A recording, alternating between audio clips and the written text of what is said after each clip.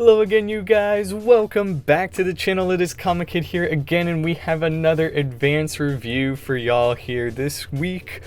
I had a lot to read, a bunch of number ones from DC this time around, and so I was a bit worried that I wasn't going to have time to finish and whatnot before recording, but I believe I got through all the number ones and the fear states this week with the exception of Catwoman.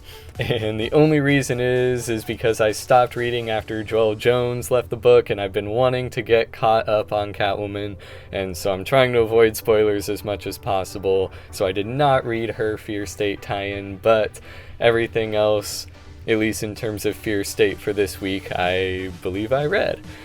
Now, I guess the biggest number ones that people are probably going to want this week are Aquaman and the Batman Secret Files Miracle Molly one. And in all honesty, those are probably my top two, but we'll circle around back to that. Starting with Nightwing and Batman, again, fear state is kind of continuing. What I did like about Nightwing is that it fits very well within the narrative of Nightwing. A lot of the time when you have a crossover event like this, it usually interrupts the main story or something like that, and so it can usually weaken the plot for whatever guest star character there is, but I wouldn't say that's the case in this issue of Nightwing. Of course, you have the great Tom Taylor writing it, and so he has this great way of kind of like pulling Nightwing out of Bloodhaven, at least for the Fear State event. And so I really like what he's doing here. Overall, the story was very appropriate. It added to it, I would say, and it was incredibly awesome to see the debut of the new Batgirl suit. I do think it's a nice mix of the like Babs Tarr one and the one after that. I like that there's a little bit more black, and I don't mind the purple by any means, but I also like that it's a bit more tactical than just like a leather jacket and some like biker pants and whatever. All in all, it's still not my favorite Batgirl suit, I would say, at least at the moment, but I do really enjoy it. I think it looks great, and seeing it for the first time in Nightwing I thought was awesome. In regards to Batman, it's still going. I am worried that there's going to be a lot to Fear State that's a little unnecessary. This one did kind of feel like a filler arc, and it still provides some good character development here and there, but while I wouldn't call it a bad issue by any means, I do feel like it's a bit weaker than others. It does give a little more insight into Ghostmaker, and you actually figure out like how he knows Scarecrow or Jonathan Crane. But all in all, it just feels like we're just one step closer to the grand finale. And so yeah, I mean, like, as far as storytelling goes, I feel like it's an appropriate place to put in kind of a rest issue, but I wasn't absolutely blown away by anything in this week's issue of Batman. Now, moving on to the Suicide Squad King Shark. Y'all might recognize some of this book from the Free Comic Book Day King Shark special. I actually never got around to reading that one, so I don't know if the two issues are exactly the same or if there's just a sample of this week's in the Free Comic Book Day one. I know at least some of the pages are the same, but I'm not sure how they compare, and I'm sorry for that. But all in all, I do feel like this is a pretty good start to what'll hopefully be a really fun miniseries. For those of you who don't know, it is written by Tim Seeley, who did Nightwing Rebirth at the start of the Rebirth line, obviously. And so one thing he does that I actually really like was he brought back Sean Sang.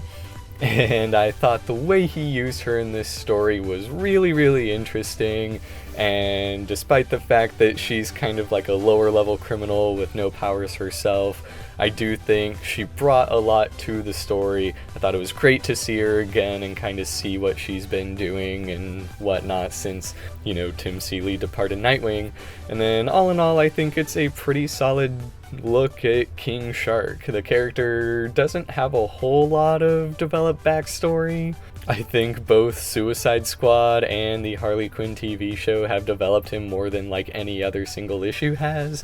And so yeah, it's nice to get a little glimpse at this breakout character from the movie. And so if you're at all curious about King Shark, I would definitely recommend it. That said, it is in no way like a necessary read in my opinion.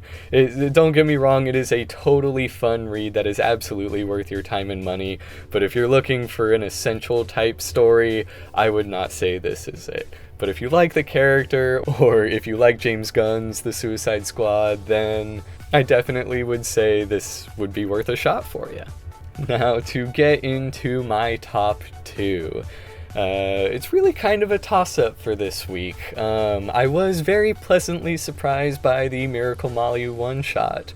Up to this point, this was a character that I didn't ever really care for. Like, I feel like she hasn't really brought a whole lot to Batman, and it's a little kind of unclear exactly where she'll fit into the overall Fear State story, and even after this issue, it's still not 100% on like her role in Tynan's last arc. But Tynan did write this issue, and it's a pretty interesting look at the character's origin. This is also her first origin story, and so it may end up being worth something someday. I don't know, who knows. But all in all, I have kind of changed my stance on this character. She's definitely very well developed after this issue, and you really get where she's coming from and what her motives are.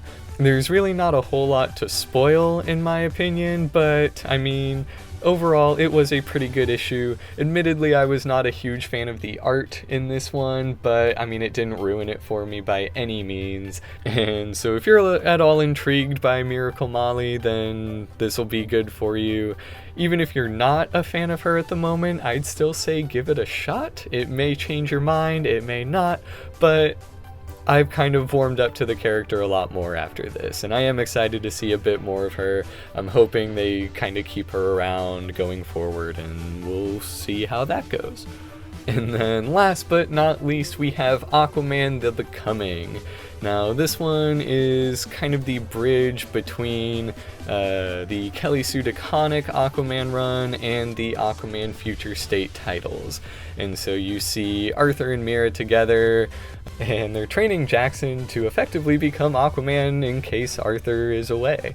And all in all, I felt like the story was very well presented, and you know, I've been a fan of this character for a while now. I was introduced to this quote version of Aqualad through Calderon in Young Justice. I know the two are not the same character, but there are definitely some similarities between them. And so, you know, I feel like Jackson Hyde has always kind of struggled to find his place in the DC universe, and I loved him in the Teen Titans Rebirth series, and then I was kind of upset that he was written out when the creative teams changed, but I'm glad that he's back. I absolutely loved the Aquaman Future State title. If y'all watched my Future State review, I believe I listed it as like one of my top 3. And this has been a pretty solid start to that. You definitely see like, okay, yeah, they're ramping up for this. I can see how they'll get from this point to that point. And yeah, I mean, they may also have introduced a new villain. I'm not 100% sure on that yet, but I mean, we'll kind of see how the story goes. I am definitely intrigued and will be reading more of this Aquaman The Becoming series. But that is everything that I have for y'all today. As always, let me know what you think of these titles down in the comments section below, and if you want me to talk about books that are already coming out and in like the 30s, 40s, 50s in their numbers, let me know. I'll be happy to read them. I read most books anyways, and so I might be caught up. But I always try and pick the number ones just to give readers, you know, a glimpse of, hey, this is kind of what the series is gonna be about. But thank you guys so much for watching. As always, be sure to hit like and subscribe. Don't forget to check out my side project, True Criminals, available on Spotify and all other podcast platforms. And be sure to give a shout to my friends over at Next Issue Podcast. They're great guys, and we're hoping to do a collab sometime soon, and I'm super excited to be working with them. And then last but not least, don't forget to check out the links in the description below just to support the channel or any other creative teams out there. And yeah, the last thing that I wanted to mention is that they are unfortunately doing remodeling on my kitchen, and so I might be a bit tied up on videos. I know I haven't posted a whole lot lately, or at least consistently, and so I'm trying to get back on track, but apparently I picked a horrible week to try and start doing that. So if y'all don't hear from me soon, then that's why, but I mean, I won't be gone too long. But thank y'all again, be sure to hit like and subscribe, and I will see you guys again real soon.